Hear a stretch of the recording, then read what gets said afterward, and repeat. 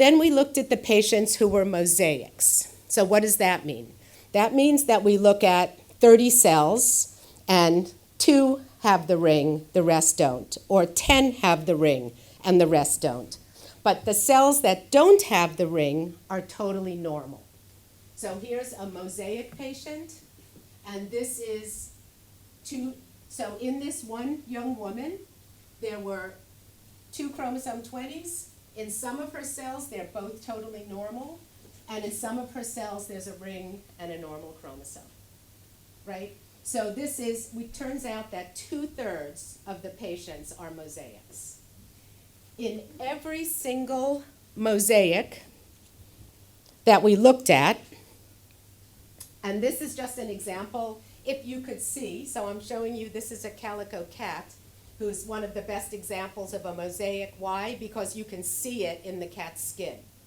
Most of us, we could be mosaic for many things, but we don't see it. If you were mosaic for a pigment gene, you could see a blotchy pattern, and that's what you see with the cat. That's why we use it as an example of a mosaic, just because the changes you can see on the cat's skin, and you can see these different kinds of fur. So that's what a mosaic is, and when you're a mosaic, you have different patterns of cells all throughout your body. So what we observed is that all of the mosaics, there are no deletions.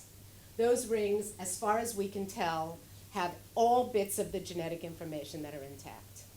So this was really interesting to us. One, because every non-mosaic, every patient, if it's in every cell, is missing something, and every mosaic has nothing missing. So that surprised us and gives us a clue about how these happen, but we haven't been able to use that yet to understand why those chromosome 20s, why do rings form in those cases. But nevertheless, it's kind of interesting.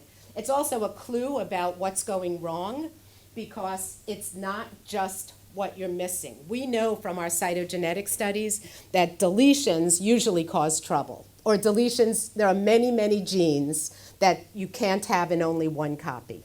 That having one is not good enough. And so in many different cases, you get disease because of that. But in this case, we have a phenotype. The kids have seizures, but it's not because something's missing. So there has to be a different explanation for that.